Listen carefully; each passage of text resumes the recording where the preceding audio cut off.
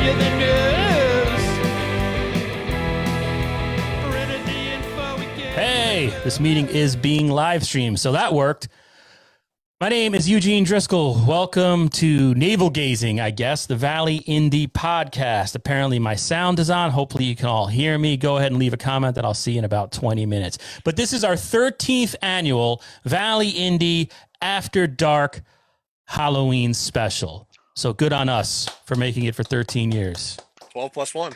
Yeah, and it's a lie. We've never done this before.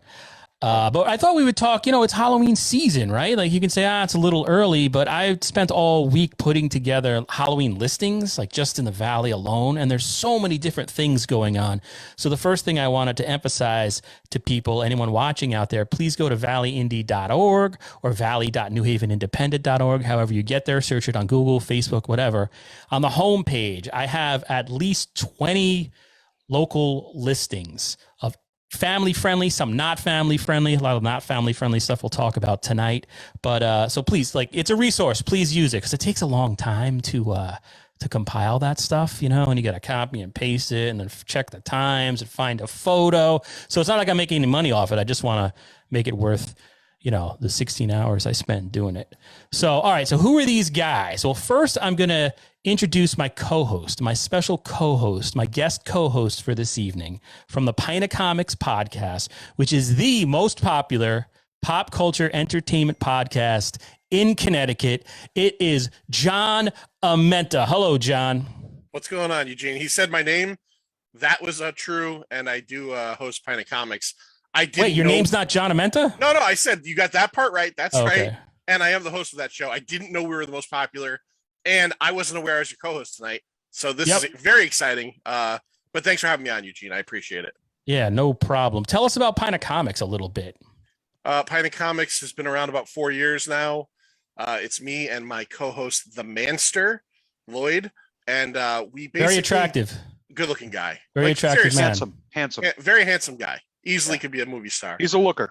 He is a looker. And we got comics in the name, and that's all very I guess misleading.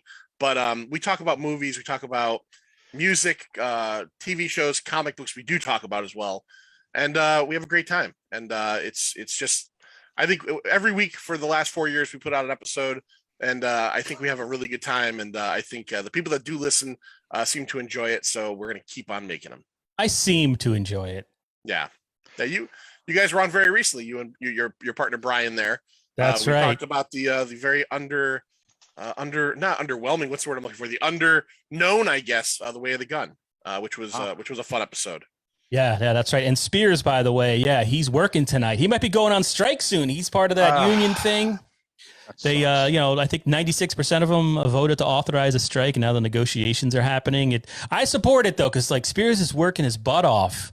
Because there's so much work, which is good, but then it's you got to sleep, and they have the whole thing. He's been COVID tested, I think 6 times in the last 2 weeks, which is also great, but he's got to go travel. He goes from where he lives in Westchester County all the way to Brooklyn, because you can't just go to any doctor. You got to go to a specific doctor. So, and so he's leaving his house at 4 a.m. And so it's all this stuff. So all this little stuff maybe that hasn't quite made it to the news regarding that possible strike, but it's what you just said is kind of crazy, man. My daughter filmed a role in a film over the summer, and I think she was on set a total of maybe 10 days, and she had to COVID test a dozen times. She's 10 years old. I'm just this is crazy, man. Yeah, they're not messing around with that. Everyone, people are screaming about whatever. I guess, you know what? I don't want to get into a whole discussion about that. This will just go off the rails. So never mind. That's scary Larry Dwyer down there of Derby. By the way, this is live from my dungeon in the city of Derby. So, nice. And Larry is a fellow Derbonian. Is that what we are? Are we Derbonians? No, I just say that because it's what? I hesitate to call. I mean, I just moved here 6 years ago, so I hesitate to call myself a Derbonian.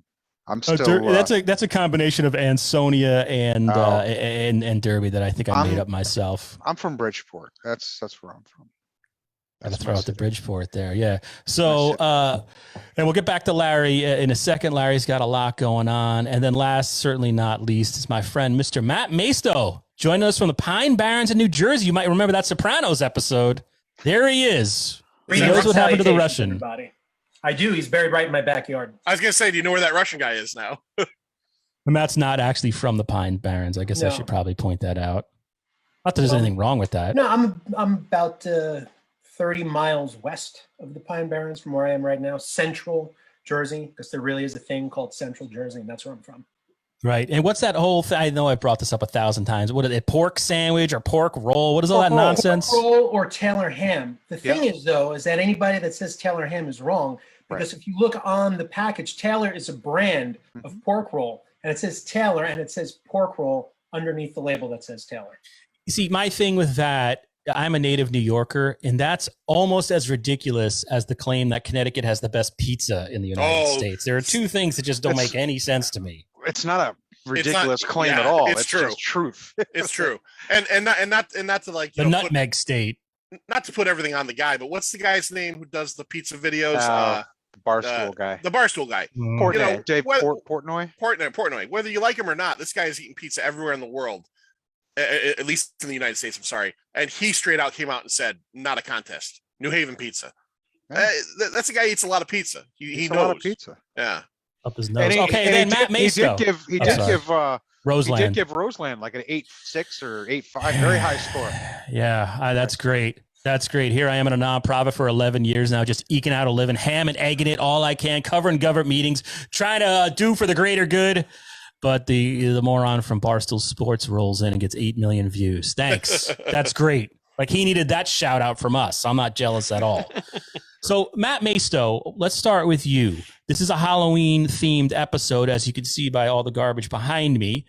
And Matt is the director, co-founder, writer, producer of something called Mondo Creepy. It is a horror hostess show, like in the vein of Elvira, who's been in the news lately. I'm sure everyone's familiar.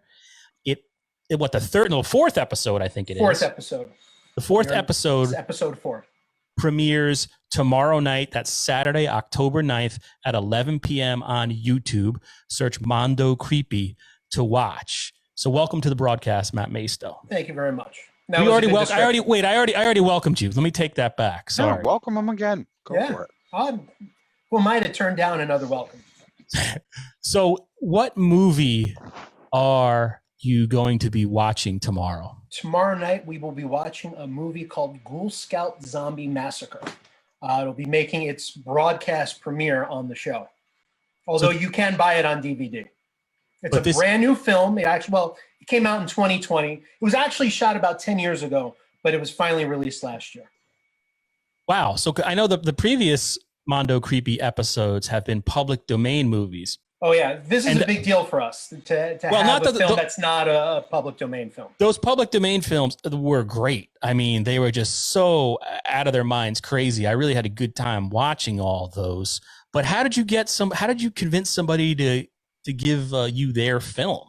The guy that made the film, he wrote it and directed it, is a guy named Eric Eichelberger. He actually used to do post-production work for Media Blasters here in the city, but he now lives on the West Coast. He shot Media Blasters of Shadow Dead Riot. I have it somewhere here. Shadow Dead Riot fame, exactly. Michael Gingold penned. That's right. He shot it about 10 years ago, and he finally got distributed, but he sold it to Tubi. He got it distributed through this DVD company, but mostly he made his money back, or I guess he made money off of it by selling it to Tubi, which is what a lot of independent horror filmmakers are doing these days. If you go on Tubi, a lot of people love it almost as much as Shudder, especially if you're into independent horror, because they're buying everything. I mean, Tubi, I'm an old man. I'm a silly old man. What Tubi's a streaming service? Tubi is a streaming service, but it's you don't pay for it. It's a non-subscription service, but there are commercials. It's great. Yeah. I want to interject one thing just to go on Matt's point. I watch Tubi all the time. The other night I was super bored and wanted to look for a horror movie on Tubi. So it's set up like Netflix with it's overwhelming how many choices they have. 806. I for half an hour I scrolled till I got to the Yeah. end. 806 horror movies. So there's a lot of stuff on there. I love that Johnny Amenta counted that. That is It tells you. Oh, at it the says end. okay. It says like 806 I was and like- 806. No. He's like, I got to start over again. Maybe we should play. Should we try playing? No, let me just ask you first. Is this a hard R movie or is it rated R? Is it PG-13? It is a hard R movie, but I did a TV Okay. edit, so I cut out all the nudity. I left the language in.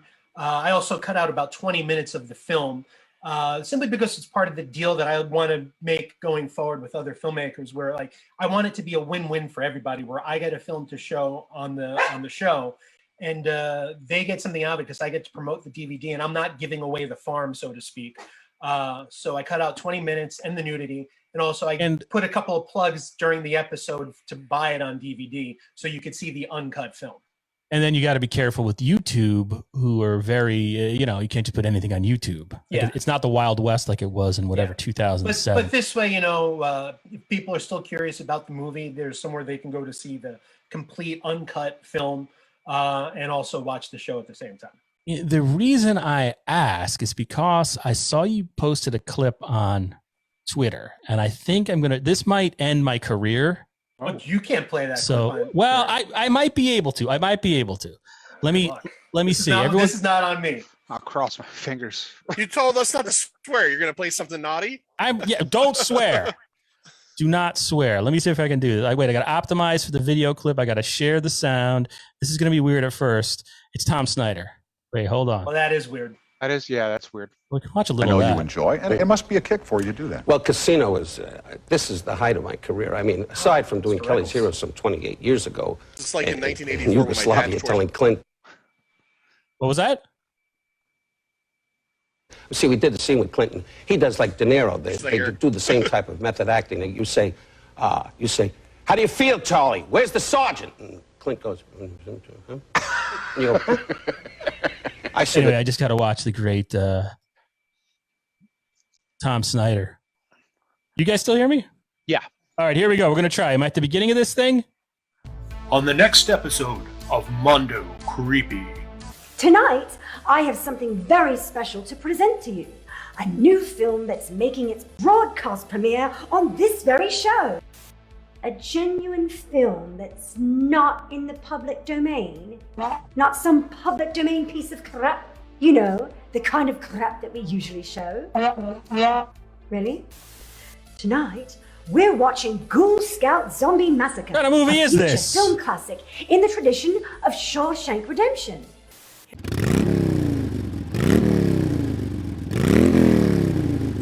That was it, right? All right, one got through. But that is Mondo Creepy. Tomorrow at 11 p.m. on the YouTube. Yeah. Very exciting. Congratulations on Thank that. Awesome. How long did it take you to put it all together? Well, this one took a little longer simply because I wanted to put a bit more. I'm trying to step up my production value game each time. So every episode, I want to kind of up the polish on it. So I took a little bit longer. Also, I had a computer issue, as you know of, and that had to be settled. And once that took place, then I had to like redo a whole bunch of files and find a bunch of old files. So this one took about 5 weeks. And the host of the show, we should mention, is Lilith Von Bloodworth. Yeah. Played Yes. by actress. Jennifer Laura Welch. Fourth time around with this. Fourth I got to time ask you guys, how come you guys didn't laugh at Don Rickles? What's the matter with you guys? I laughed. All right, you know what it was? I could hear the audio, but I couldn't see you guys laughing. I laughed, but I got kicked out of Zoom somehow, so I had to come back in. Oh, okay. All right. Sorry for that. Sorry for that awkwardness. I didn't know what was going on there. So, all right. So that's a Mondo Creepy tomorrow at 11 p.m. If you're a fan of USA Up All Night, because I sort of consider the show as a spiritual successor to that, this is definitely our most USA Up All Night-ish episode yet. And it's kind of amazing to me. We had And it's mentioned that kind of film as well. we had mentioned Shudder before, right? Now I don't have Shudder. I had it and didn't have it. I had it, didn't have it. But I'm on Twitter for my other podcast, right? Because I do an entertainment sort of podcast.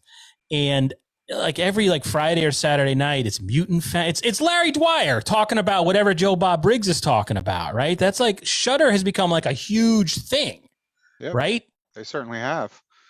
I was Bob's on right now. Yeah, I was a beta tester for them, like when they obviously before they even started. There was like 12 movies to choose from at that time. So they've certainly come a heck of a long way since then. And adding Joe Bob, kind of resurrecting the old Monster Vision format has really really put them through the roof. It seems they're interesting to me because they seem to specifically target old guys like us and women. Like they seem to be targeting a specific demographic that grew up in the 80s and came of age in the 90s, right? Is that generally right? Because it's like Joe Bob Briggs. Oh, Elvira's back. Well, I think they started that way, but now they're aiming towards a much younger audience. I think you're right. I think pulling Joe Bob in was to get our type of people in, but now that they've got us in, they're really because they do a lot of licensing for new films now. They get a lot of stuff. I was about to say that if you look at their lineup of original films right now, it all skews young. Yep, they buy a lot of new stuff now. Whereas, at the beginning it was all older 80s, 70s films. Now they're buying tons and tons of new stuff. But even the films that they have, like the appeal, I think, of those films, if you look at the casts are always 20-something-ish for the most part. Mm-hmm. It's always like there's always a sort of a social media thing that's been going on as the theme through a lot of their newer stuff. Yeah, it's skewering young. Yeah, so I think they probably had a path that they wanted to follow, and that was kind of it. First, let's get the diehard horror fans in, and now let's target on the new guys, the new horror fans. So, and it's working. It worked. They've got a great platform going. Do you guys think horror movies and horror whatever, the genre itself, has ever been as popular as it is right now?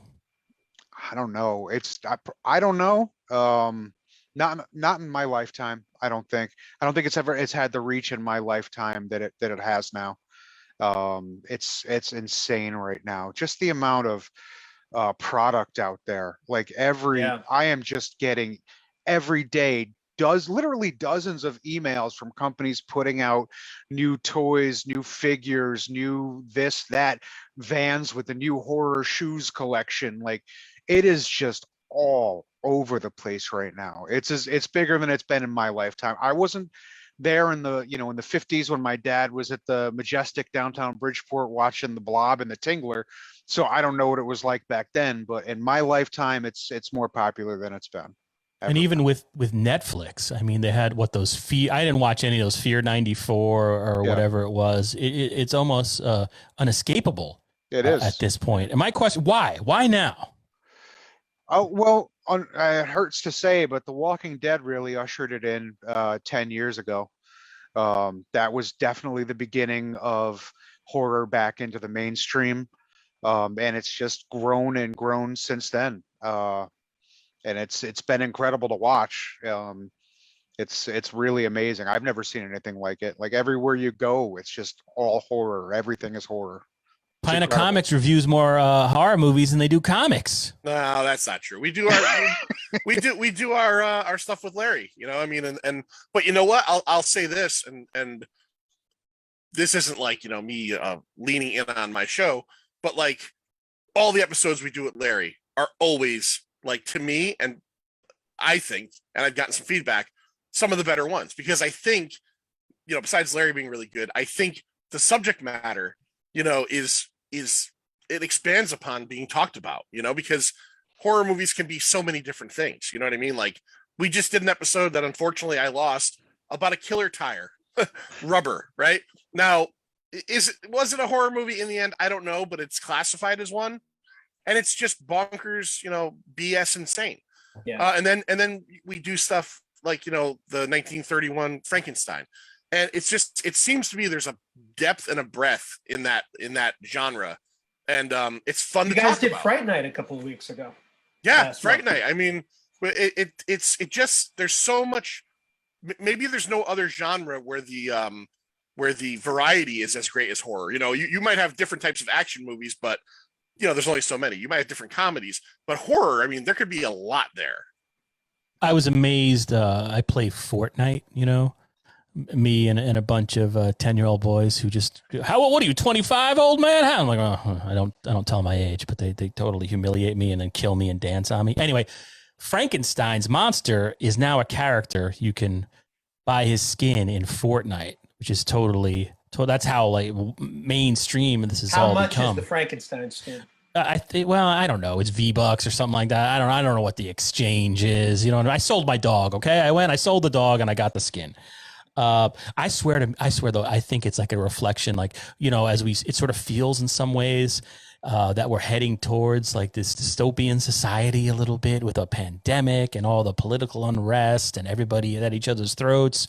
I think horror is an outlet. I think it's our subliminally, we're all reacting to that, but that's my armchair. Look at sorry.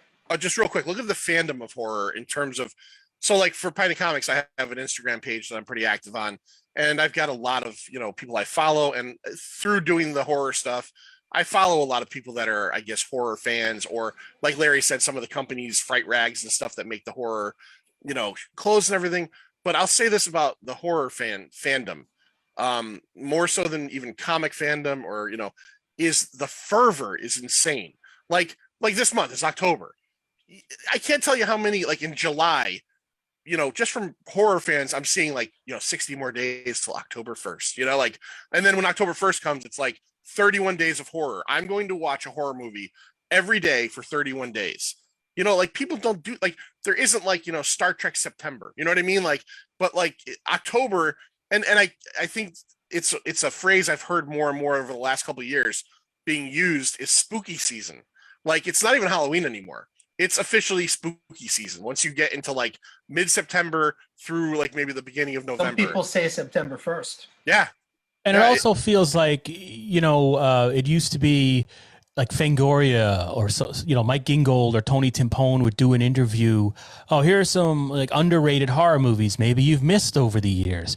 But now you turn on your TV, it's like Freeform has a 24-hour-a-day horror fest going on of PG-13 horror movies. Sci-Fi is like Jason 24 hours a day. It's just round the clock. Is there anything still to discover out there? Well, or it'll be some Italian giallo movie or some North Korean zombie flick where it's like a real snuff film. Other than that, and the people love to bring that up. Oh, did you see this from North Korea? Shut up. For me, the biggest testament as far as the popularity of horror right now is for the commercial breaks, which are really a big part of the show. I like to play independent trailers from independent horror films. On Mondo Creepy you're talking about. On Mondo Creepy. And I'm looking all the time for them, and there's just an endless supply, just an endless stream of independent horror filmmakers out there, most of which will never make a dime on their films or will be seen by very few people. But there's so many out there because I see the trailers. I mean, most of them don't meet my criteria that I've set for the show, but there's just an endless amount of them, more so than there's probably ever been, especially at least in the last, who knows. And I think a part of that has to do with the technology, with how easy it is to make a film these days. Yep. But it's also sort of become a rallying cry for the horror community as well. Yeah. I mean, the 80s, you had tons and tons of your straight to VHS. There was that whole straight to VHS, revolution, which now people are getting into. That's like a whole other new subgenre. Mm-hmm. Like people are just revisiting these awful straight to, I say awful, but Truth or Dare, Critical Mass is amazing. I'm not a fan of SOVs, but some of them. Some of them. Yeah. There's actually one or two I would like to put on the show, to be honest with you. But what you've got now, there's this subgenre of fan out there that actually buys these things. It's amazing. Right, and to your point, horror is so big right now, and the technology, it's much easier to shoot a movie today than it was 30 years ago. Everybody's out there making horror movies. So like you said, you've got your pick of trailers because there's so many people out there making films right now. Yeah. Which is great. That's, there's pluses and minuses to everything, right? Because horror is so popular right now, everything's super expensive. Any t-shirts are $30 and, it's crazy. But the plus side to it is that there's tons and tons of new filmmakers making horror films, and some of those people will be the future of films a couple of years from now, and that's great. So wait, this straight to video stuff you were talking about. I mean, I worked in a video store that was, it was actually a criminal front for a white collar criminal who embezzled $365 million from Philip Morris Tobacco. But it was VHS, you know what I mean? Mm-hmm. And he didn't really care about. I ordered movies, and what's like an example? Is this all the stuff like Vinegar Syndrome brings in all these like sometimes? Okay. So, yeah, sometimes they get some of that. Like I always point to, I just said it before, Truth or Dare, A Critical Mass. That's like. Oh, that was a movie? I thought that was, I don't know what you were saying there. Oh yeah, that's one of my favorite straight to video, shot on video actually. Horror films. Oh, that's what you're talking like. Oh, I thought you meant just like cheap movies that went straight to video, but you're talking like do it yourself, zero budget. Yep. Fairview Falls, one of my favorites. That's really the only one I know. Glenn Baisley. Glenn Baisley, Fairview Falls, absolutely. Yeah. What Michael Gingrel's the Suckling, whatever. Yes. Those kind of movies, those are fun, and that has a big there's people getting into those for the first time right now. Bleeding Skull just put out a brand new book talking about all their favorite 1990s, early 90s or 80s, I don't remember, shot on video movies. There's a company, there's a guy, Tony Masiello, I believe his name is. He has a distribution company, and he only does SOVs. I've actually ran a couple of trailers from his company on my show. God, you learn so much. Hey, let me interrupt, and we got to talk about Scary Larry Dwyer's double feature he has coming up in Seymour, Connecticut on October 23rd. Tickets available now at ConnecticutCultClassics.com. Is that the website? Did I get it right? Yeah, you did. You got to spell out Connecticut though. Very important. Otherwise, you're not getting there. Or use Google, or go to Facebook or whatever. You'll find it. You're just on your search. own, people. Just okay, we had Eve Anderson give us a hi. Oh, hey Eve. We had Tim Selinsky. What's your favorite Halloween song? This is a great question. Any Ozzy, Black Sabbath? I think those are. I think he's saying. Oh, anything by Ozzy or Black Sabbath is his favorite Halloween song. Sure. So I know of the five of us, Larry, you're the most musically inclined. Yeah, I guess. I don't know that for a fact, but.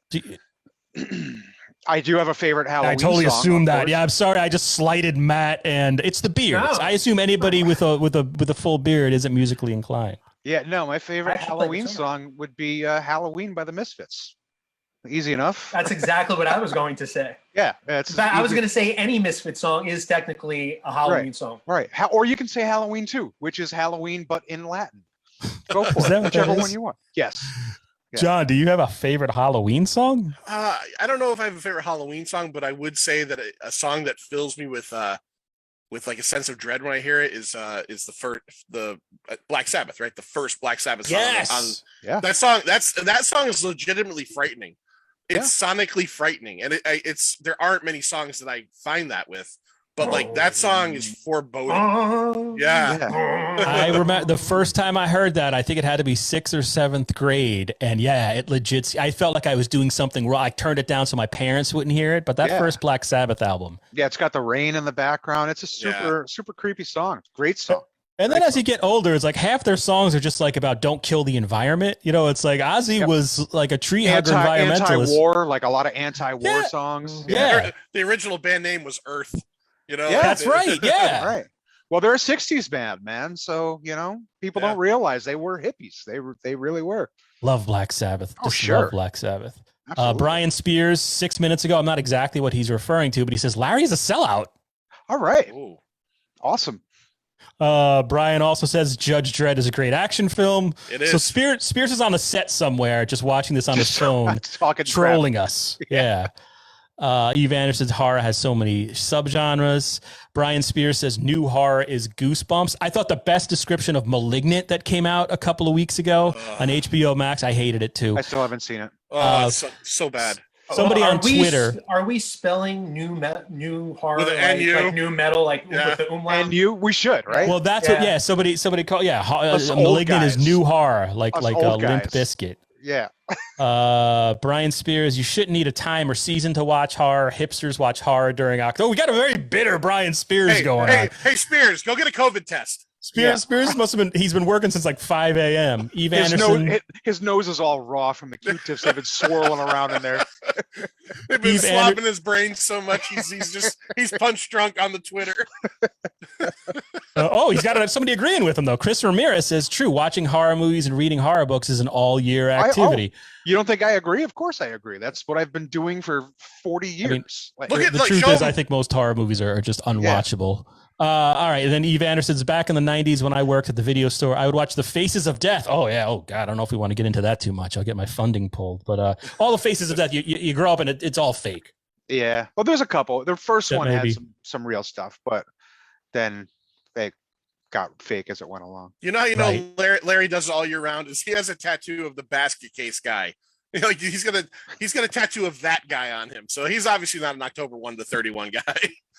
Yeah, I was hoping you would do this interview shirtless and show off all those horror tats. I saw. Oh, by the way, Larry, thanks for retweeting this on Twitter. I really appreciate your promotion there. I got Larry at work.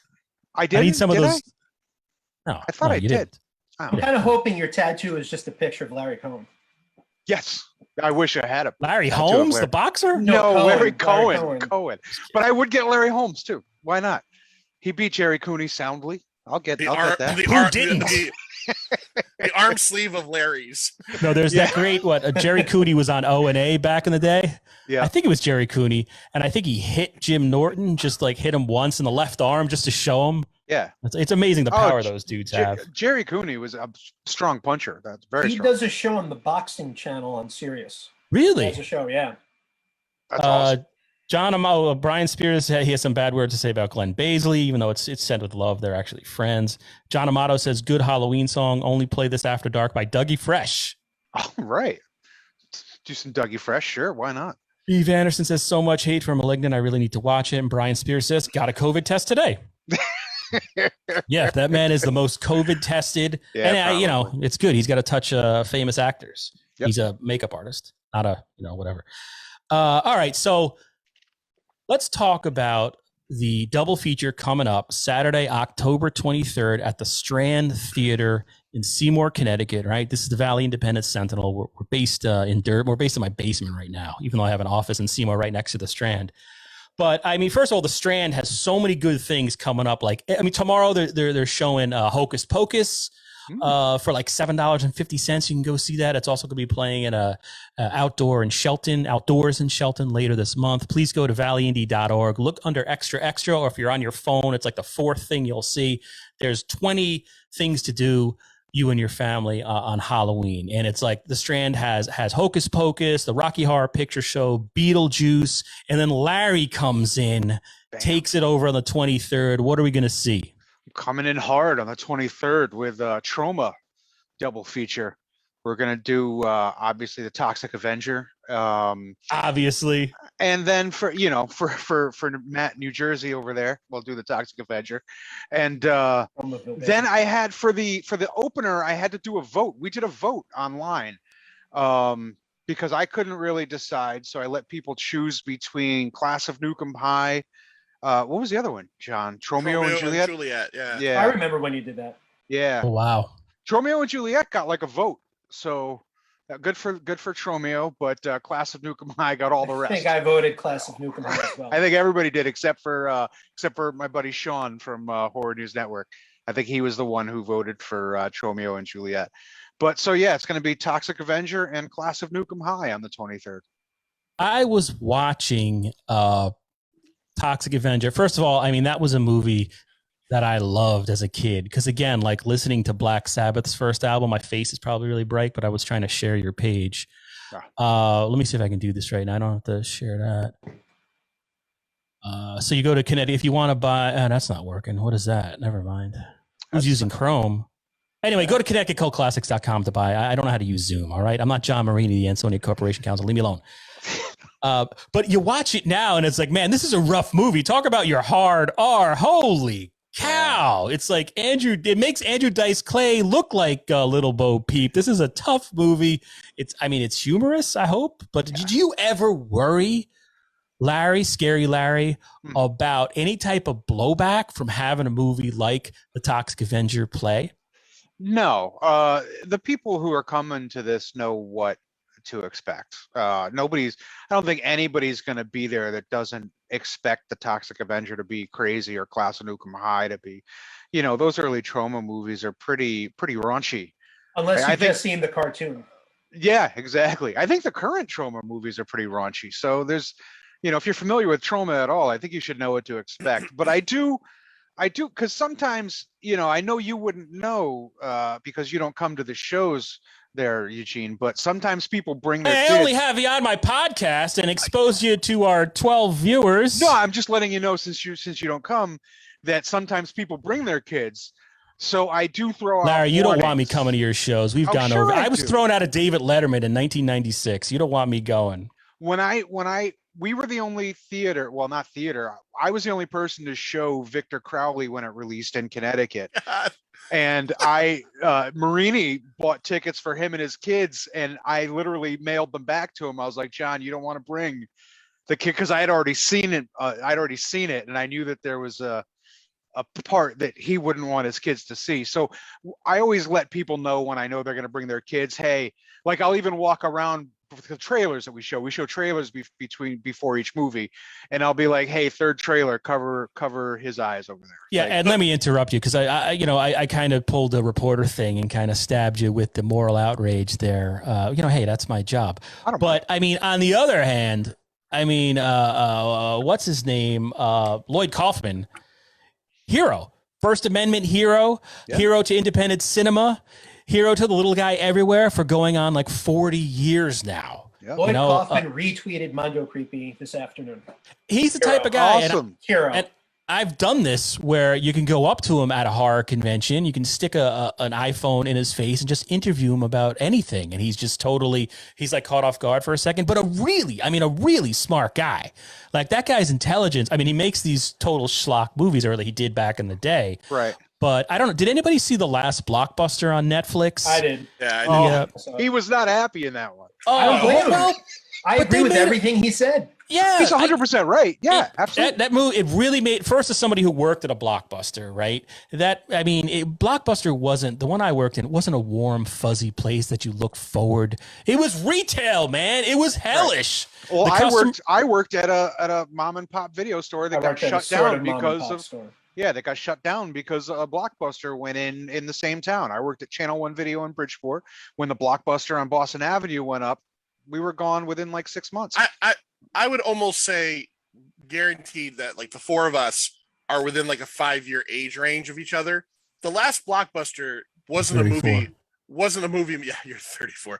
It wasn't a movie meant for us. It was meant for people 5 to 7 years younger than us. Probably. Because we grew up. I mean, yeah, of course, I did go to Blockbuster because they started to phase everything else out. But when I was a kid, I was going to our video in Middletown all the time. I was going to, Video Galaxy and stuff like that. And I know all of you guys were too. Video Magic.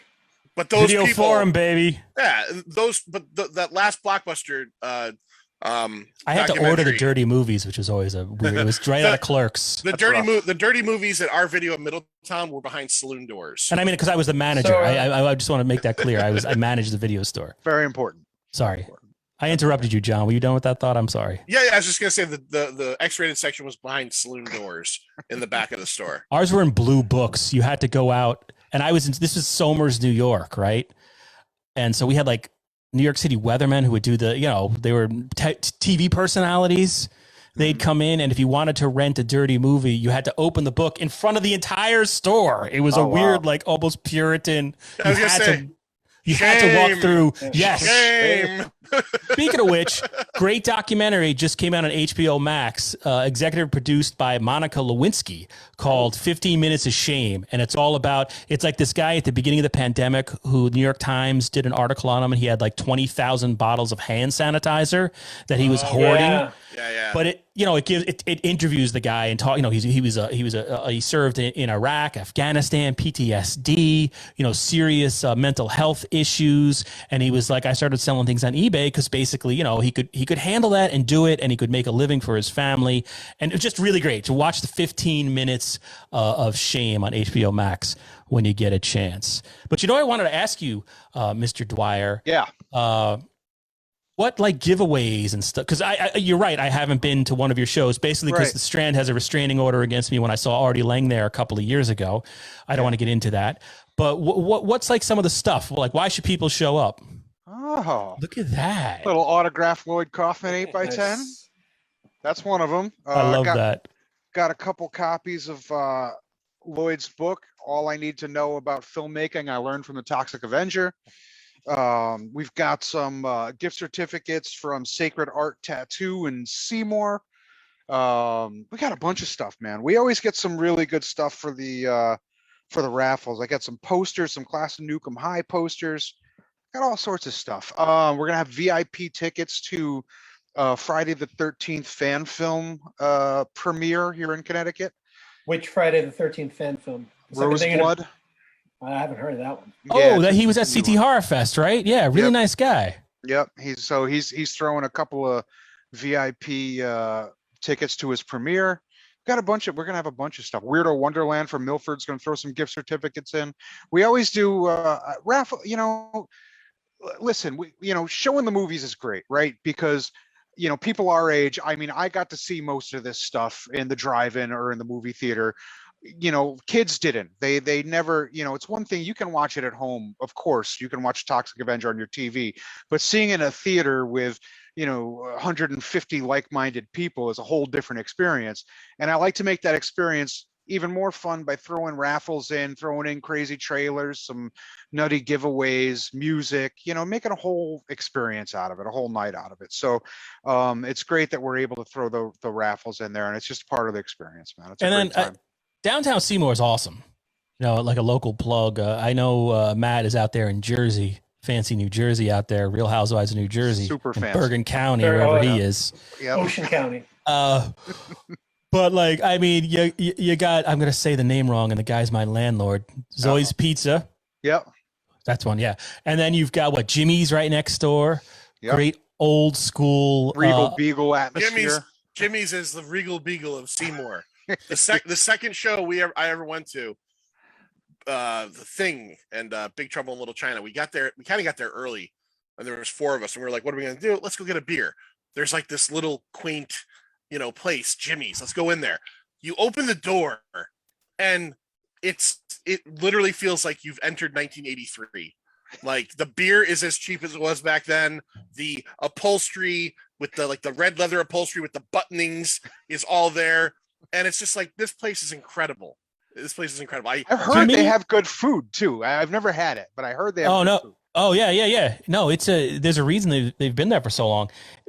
Jimmy sort of reminds me, like when I romanticize it, there's the scene in Pulp Fiction where Bruce Willis is at the bar. Yeah, oh yeah. And he meets John Travolta, then the bartender, whose name is I forget the actor's name. And this between y'all. Yeah. All right, no cursing. Yes. It reminds me. It looks like, my wood panel gross derby house. That's what it's like. But yeah. So So Johnny Menta from Pinea Comics, what is it like? Like, why do you keep going to all these screenings? What do you get out of it? Because I know you've been to a whole bunch of these double features that Larry puts on like once a week now. It feels like. Yeah, I've only missed one in the 4 years I've been going. I don't know.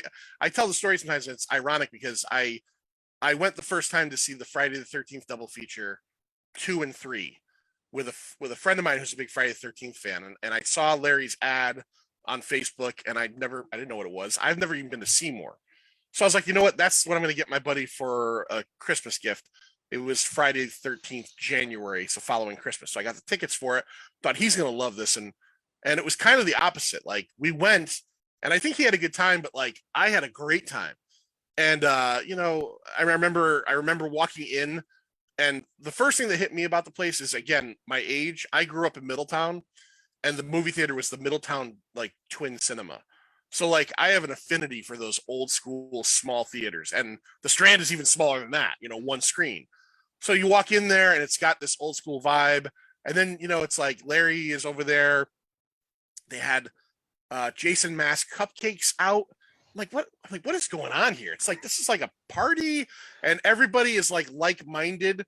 And I'm not, I'm not like of the horror community per se, but like, I'm seeing all these people like comparing tattoos. And I'm like, this place is pretty cool. And then as the night went on, you know, there was a flub with Friday the 13th 3 where it started playing in Spanish for the first 15 minutes and they couldn't figure it out. Yes. And the audience was into it. They were like, leave it. Like, we'll be fine watching all this. And the trailers, like the first one I went to, Larry showed a trailer, Dear God No, or something. Like these crazy bikers and nuns. And I don't know. I've seen the sequel to that. Yeah. The sequel. Frankenstein created created bikers. Yeah.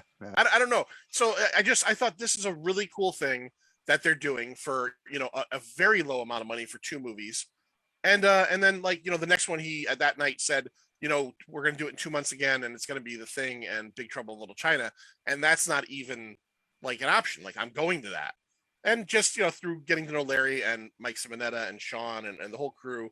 And then we started getting him on the radio show because I found the whole thing fascinating. It was kind of initially like very fascinating that you're putting these things together and people are coming to it. And then it was just like, it's just fun. It's just a good time. You're missing out, Eugene. I'm telling you right now. I'm there in spirit. He is there in spirit. He is. But like now the Strand Theater, I mean, that's the Valley's only movie theater now because it is, right? Entertainment Cinemas in Tri-Town Plaza closed down, which is a real bummer because that's why I was taking my kid to go see all those new sort of terrible Star Wars movies. But it was still nice to do it. Like every Christmas, you'd go see a Star Wars movie. But I wanted to ask Larry, because you're also affiliated with the Horror News Network. Yep. And you guys just put on CT Horror Fest at the Naugatuck Event Center with September 18th. I was there all day. I had a table with my good friend Brian Spears. We were next to the Pinea Comics guys, who I was just jealous over the amount of attention they had because Lloyd was there. I didn't realize Lloyd Green is like, you know, 1976 John Travolta, I guess. I didn't realize that. Yeah. But I mean, it was crowded, Larry. That's a good way to put it. Yeah. Right? Yeah. So it was successful. I'm not like trying to probe you for details, but it was a successful. I was amazed. I thought, like, what's his name had canceled? The guy, Keith David or David Keith? Yeah. Right. Which one is it? I always forget his name. Keith David from The Thing, They Live, Platoon. He canceled like at the almost the last. Men at Work. Okay. All right. So we have different tastes. All right. I'm a little I love Men snobby. at Work. I'm going to say I love that Platoon. movie. Same here. I'm going to.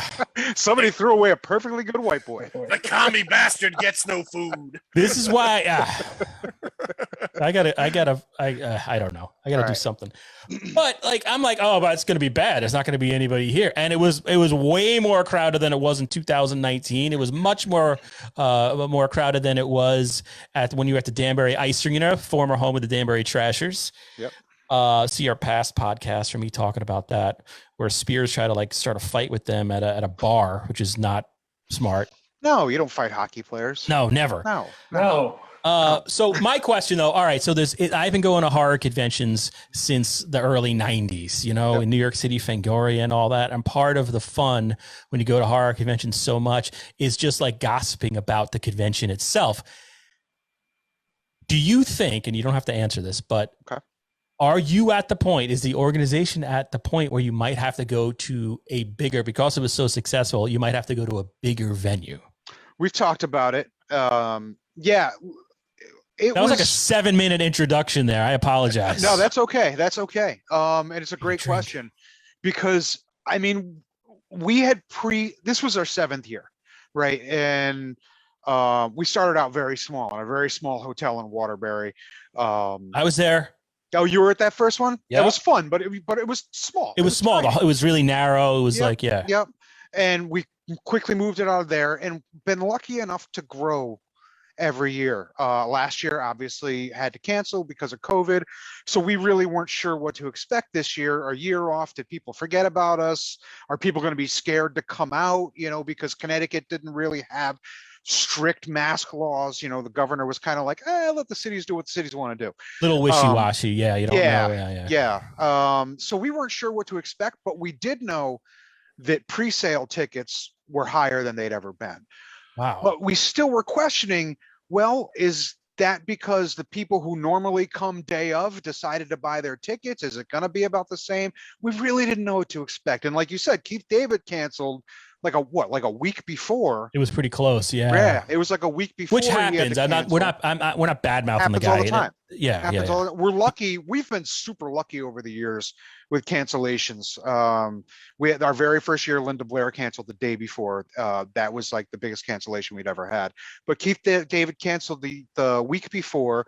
But then, as luck would have it, like a day after that, James Jude Courtney's people reached out to us and we're like, hey, he's going to be in the area. You know, the guy who plays the new Michael Myers. So we were like, well, yeah, send him over. No problem. So that was a big thing. So to answer your question, we did not know what to expect.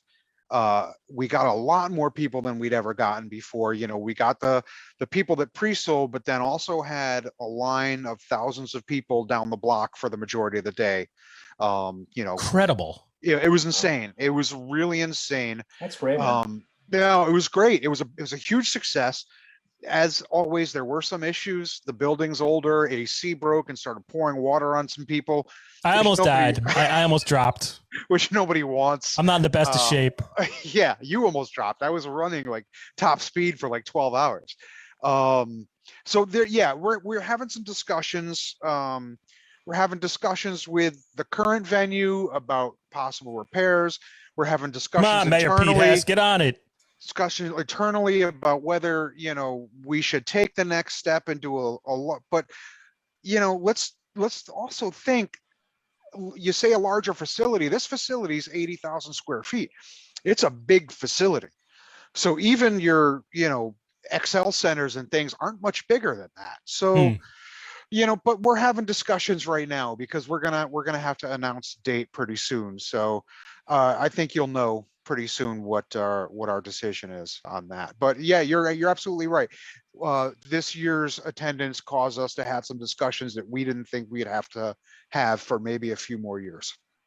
And it's tough. Like, I mean, if you wanted to stay a local, there's not many options in terms of venues or anything like that. Maybe, hey, maybe that's something, if there's any economic development people watching, that seems to be, their event space seems to be in demand. There's not much locally. of it. You can't go anywhere. Much of it. Yeah, unless you go out to the casinos, and that's too far to drive. You know what I mean? And I don't want to reignite my gambling problem. I don't need that. Right. Casinos, Hartford, like that's really it, man. Like there's not much more in Connecticut. So, we're looking at other, we're talking about it, but we'll know pretty soon what we're going to do. But it's nice to have that problem, right? It's nice to have those conversations. So because we had some issues this year, so we need to make sure wherever we go, those issues are fixed, because the most important thing is that everybody has a good time. And that's what it has to be. So if we stay at the same venue, there's some fixes that Naugatuck needs to make. If we go somewhere else, it's because it's the most comfortable situation for our attendees. And that's it. And I was pretty surprised, as like a reporter who likes to observe things and a gossip at heart. I was on your face on the CT Horror Fest Facebook page, and there were no complaints. I mean, there were some complaints, but not. I mean, when you go to a Monster Mania, it's like they just start deleting them after a while because people go nuts. It was nothing like that. Yeah. So you have, it seems like whatever level or however many people attended, it's a good, manageable, very, I was going to say cultish, but very devoted following that you have going on there. So that's all positive, I think. Yeah. I mean, for the, I'd say, honestly, 29 out of 30 comments were positive. Yeah. And most of the ones that were negative, they had a point. They weren't wrong. It was a complaint about the heat or a complaint about, things that happened throughout the day. Amenta's behavior. I don't know if we want to get into that. I got there was a lot of complaints from women who couldn't get close enough to Lloyd. Yeah. Yeah, that was a big problem for a lot of women. They were like, listen, you need to get closer to the Manster next year. It did. We did. I have this other podcast. It's called Insufferable Bastards, and we had a booth there. And at one point, we did just like a live stream just to see if it would work. Because it's like Valley Indy doesn't have a lot of money, so I try to do different stuff where I can fail. So if it doesn't work there, at least it's not like during something news wise. But it actually, like, it got decent views. Like, there were a lot of people watching it. And I noticed, and I don't know if John, if you had the same experience, but like the episodes that I recorded at the convention, definitely there's a bump. It's not like, I get like 100 downloads for that podcast, but it's an increase after every convention. We saw it in 2009 in a big way. 2019 in a big way, and felt it again. John, did you have any, this is really off Halloween, but whatever. Did you get a bump? I got a bump probably based on maybe people coming to the table and checking us out. We planned on doing some recording there, and I had a problem with a piece of equipment. So we didn't record, but we did trivia all day long, and we had people at our table all day long. Yeah, you guys were like a rolling party. You're really annoying me and Spears. It was just like this. You know what? We had a really good time, and people really reacted to it. I went the night before to Big Lots and spent $20 on about 25 movies that were like $1.50 or $3 that you've never heard of before. James Vanderbeek versus a giant squid, right? And I just put them all on the table.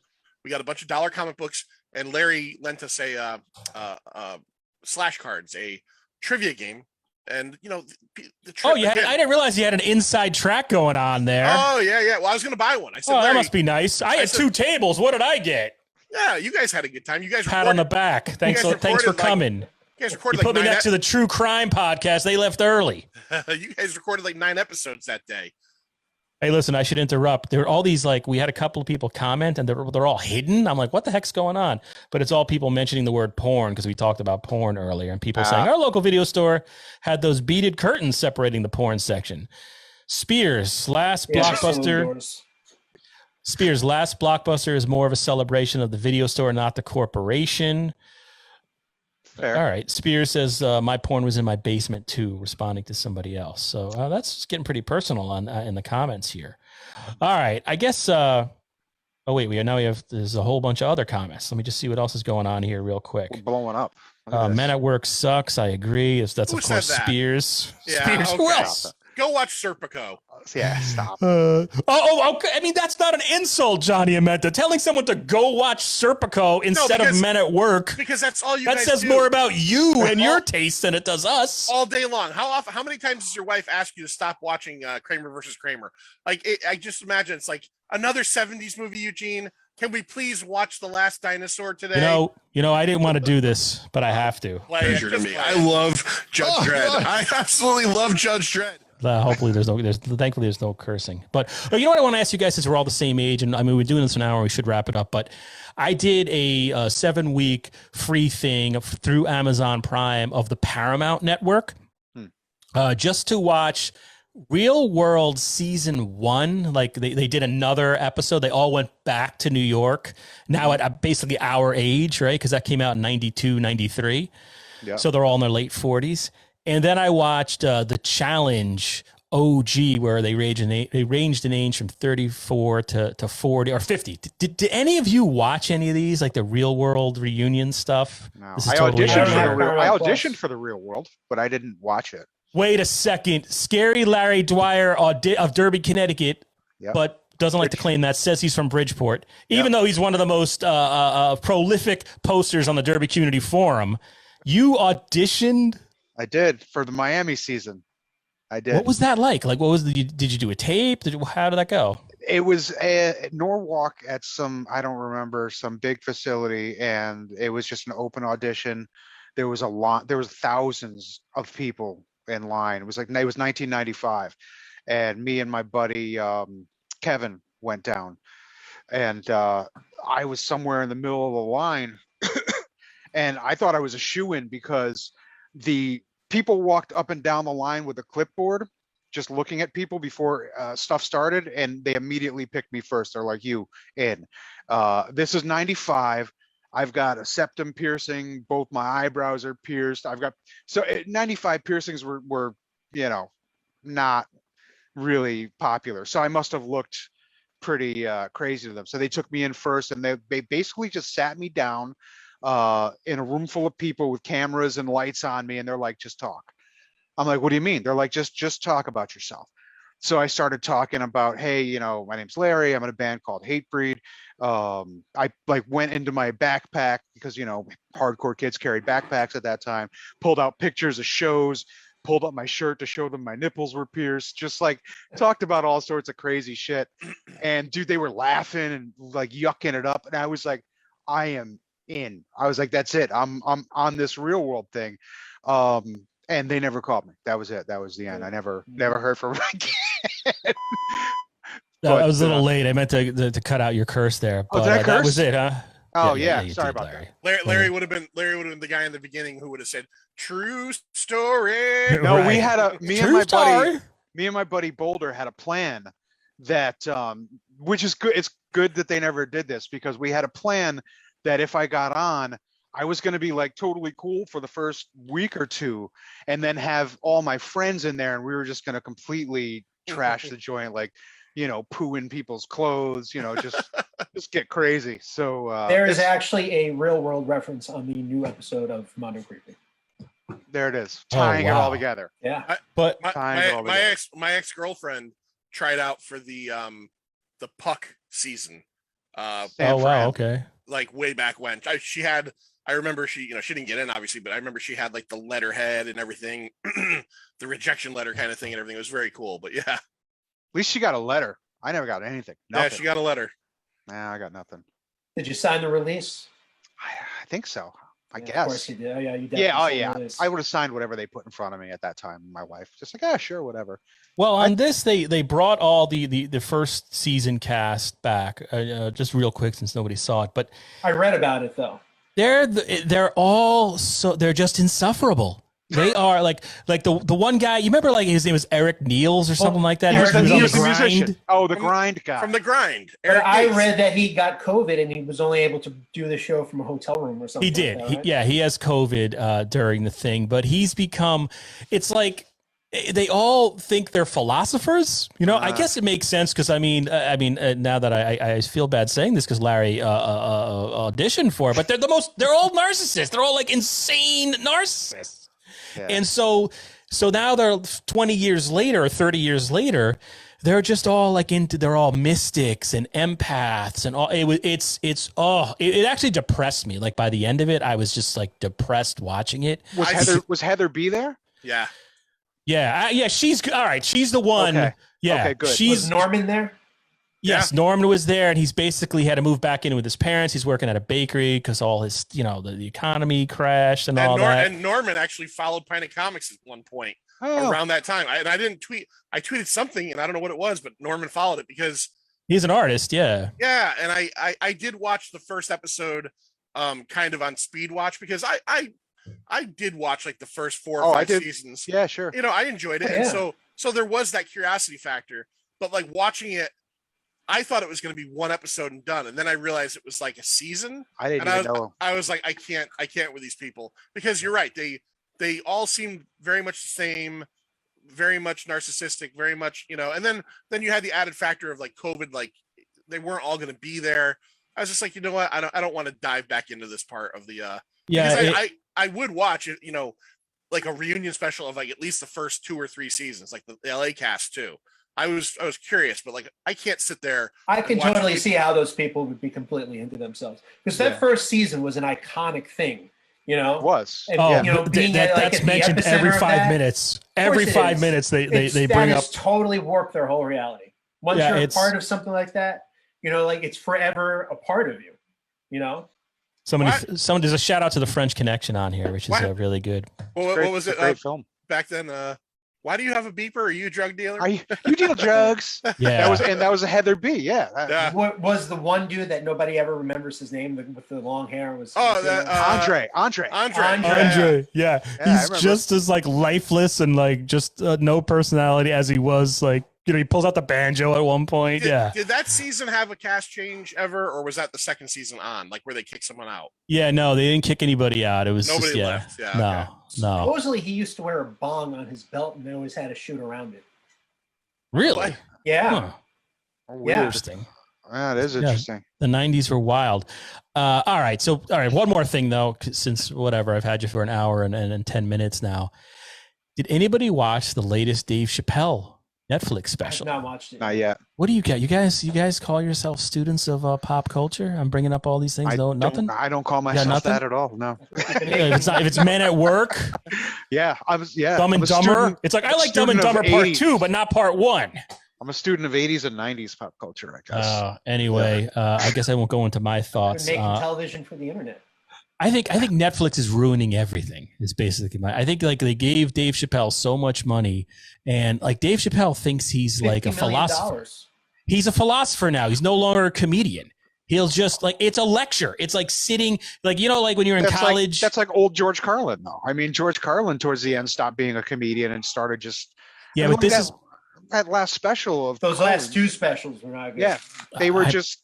And I mean, don't get me wrong. Carlin can read me a grocery list. He's still the greatest of all time. Yeah, I'll think it's great just because of his delivery. But there was barely any jokes in his last couple of. I never really got why people love George Carlin so much. I hate to admit. I mean, I'm ashamed to say that, but I never really found him all that funny. But that's just a personal thing. But this there's a darkness to it, though. Really, he's lectures, and the majority of the special is him just complaining about the trans community's reaction to his last special. He's basically like for 45 minutes, these people got mad at me and they have no, like, it's just, I mean, it's worth watching, but I get why like people are mad. Segments are mad, but I'm just like, I just make me laugh. Like he just won't let it go. It's kind of like Lenny Bruce. Remember like Lenny Bruce was like, addicted angry. to drugs and he had all, he was fighting the government First Amendment because they would arrest him on obscenity charges for cursing like Larry did earlier. And that's all he would talk about. He would go up there on stage and read his court documents. That's sort of what this Chappelle special is. And then just a lot of grossness, like a lot of just grossness, like beyond crass. I don't know. I just think it's really disappointing. I don't know what, and I think it's just because Netflix just gives them a bunch of money. And there's this whole this whole subgenre now of celebrities like doing their own documentaries. Like Kevin Hart has one on Netflix. There's the one where Jim Carrey goes on and on about how great he was in Man on the Moon. Oh, really? Jim Carrey's the worst. That Jim Carrey Man on the Moon one was hard to watch. All his new age. Was it as hard to watch as the Val Kilmer documentary? Because that was hard to watch. That was depressing. I didn't want to watch that one because of the subject, but yeah. But it was good. The thing about the Jim Carrey I like the Val Kilmer documentary one. Is that that based on the way he describes what happened to the footage for so long, the studio was trying to do him a favor by burying that footage. Yeah. And he couldn't let it go. I was looking for my Tony Clifton autograph, but I guess I put it away. You have a Tony Clifton autograph? Yeah. That's I got it at it was what's his name? Bob Zamuda was at Schiller one year. Of course he was. And I was with right next to the cast of Good Times, I'm sure. And he was at the bar. Matt, you were probably there with me. He came up to us. Yes. We hung out with Tony Clifton in his makeup, and he was sweating, and he smelled really bad. And he was like just telling us jokes. I mean, this was like 1 a.m. in a, how like was he in character? He was in character. He was in character. The funny thing is I didn't realize it was Zamuda until an hour later. I really thought it was just some dude that showed up in cosplay as Clifton. That's amazing.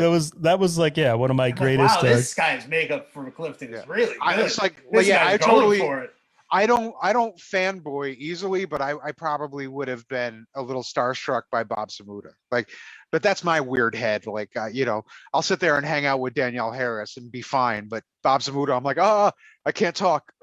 I'm the same way. I only get starstruck in front of and I've met because I used to work in movies.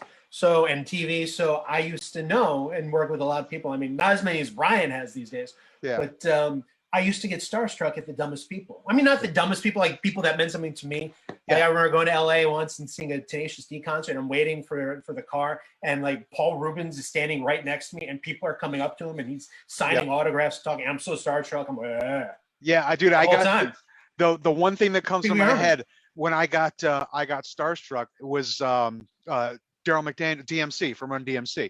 Like it was at Toy Fair. He was in the Todd McFarlane booth because they were collaborating on something. And I was so starstruck that I'd stopped recording Sean from Horror News Network interviewing somebody in the booth. and was like, I got to get my picture with DMC. And I threw my phone to a random guy. I was like, hey, can you please take my picture with DMC? And Sean's like, that's Todd McFarlane. I'm like, I don't care. I don't care. I threw my phone at Todd McFarlane. I'm like, take my picture with Daryl. Yeah, because I was just like, I was so starstruck by DMC. But it's just the strangest people for me that I get. But Samuda, yeah, it would have been the same way. I would have just been like beyond myself. He was hammered. But I mean, Larry, you interviewed George Romero, though. I mean, that's and was not starstruck. But I was in awe, and I was honored, but I wasn't starstruck at all. Interesting. Yeah, but DMC and Paul Rubens probably would have done it for me as well. That would have been it's the weird people that make me starstruck. All right, guys. So I took enough of your time. So, like, in summation, listen to Pinea Comics podcast with John Amenta and Lloyd Green. It's really entertaining. The guys know their stuff. I break their chops all the time, but John, thank you so much for coming on. I really appreciate it. Always. Thanks, man. Good luck with your laptop there, your brand new laptop. Tech is awful. And then tomorrow night, please go to Mondo Creepy on YouTube and watch 11 p.m. Eastern time. 11 p.m. Eastern time for the premiere of Mondo Creepy episode 4. And that's Matt Maisto. Thank you, Matt. Thank you. Then go to Seymour, right up the road, Strand Theater on October 23rd to see a Troma double feature. It's The Toxic Avenger, the granddaddy. It's the godfather of Troma movies. And then The Class of Nukem High. To get tickets now, because you want to buy them in advance, go to ConnecticutCultClassics.com. Thank you, Larry. Thank you very much. You appreciate it. All right, guys. The only way I know to end this now is just to hit end. So I would like to stick around for a second and say my goodbyes again, but I can't do that because I don't know how. So Baba Booey to you all. Baba Booey to you all. For the Valley Indy, I'm Eugene Driscoll saying thank you so much, and I'll see you all Monday.